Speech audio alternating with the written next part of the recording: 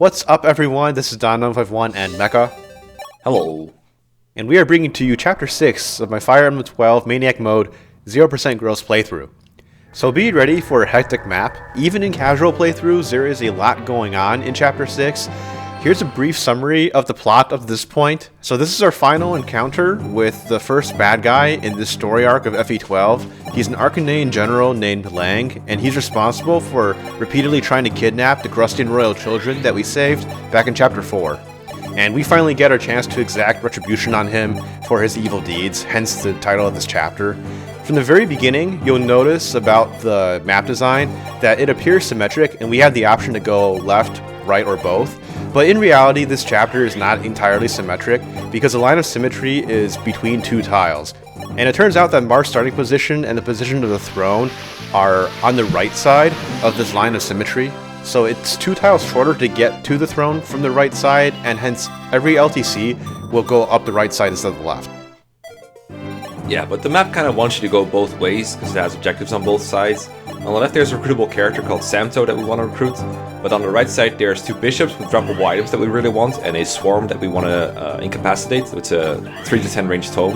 There's chests with valuable bullions and a star shard, and Ricard is there if you haven't recruited him in last chapter. He's somehow locked into a jail cell, even though he can open it himself since thieves don't need lockpicks in this game.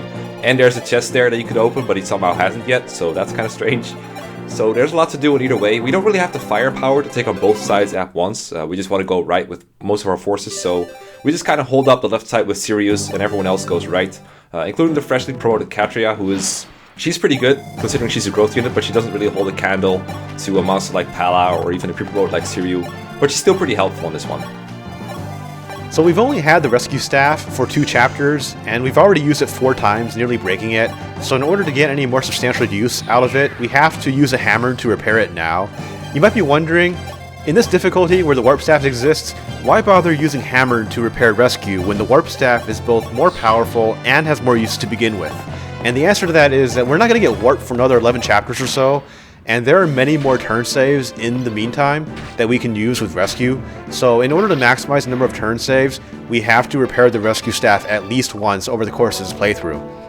Now we use the rescue staff immediately on turn 1 to boost Marth, what appears to be a pretty modest distance, but this does end up saving 2 turns compared to a non-rescue strategy. There are multiple ways to complete this map in 4 turns with 1 rescue use, and one way that some lunatic mode LTCers do it is if you don't recruit Ricard in Chapter 5, you have to recruit him here with Julian, and that means that you only have 1 thief on this map to open chests in 2 different places. So what they do instead is that they have Marth go right immediately to open the 2 chests in the room in the center, but that means that he can't make his way to the throne. So the only way to get him there is to use a rescue staff on him later in the chapter. And in order to do that and get him far enough, they use a rescue boosting trick that we talked about last chapter, except in this case, they put the rescue user in the middle of a tiny corridor and pack both sides with a lot of allied units. This lets them rescue boost Marth a total of 3 tiles away from the rescue user instead of to a tile directly adjacent. There's also a lot going on with the inventory management of Catria.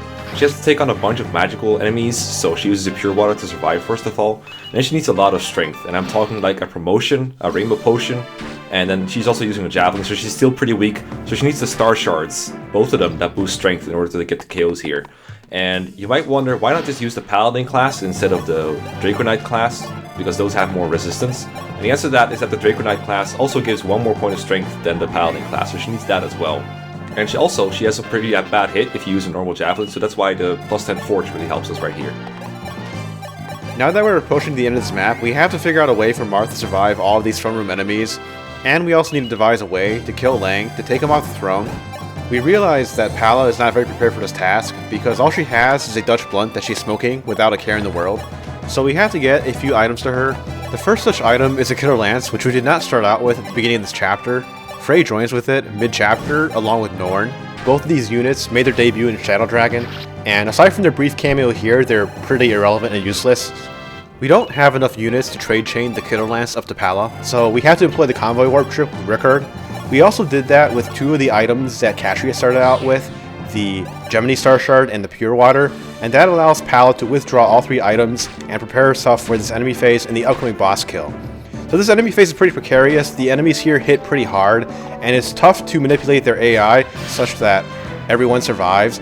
For this reason, we brought Aaron with us, even though he is completely unarmed, because he is a unit with 10 move. And this is another place where using the Angelic Robe on Marth in Chapter 4 pays off. Yeah, so Sirius is done playing defensively, and he and Sita are headed to the upper left corner of the map where Samto is.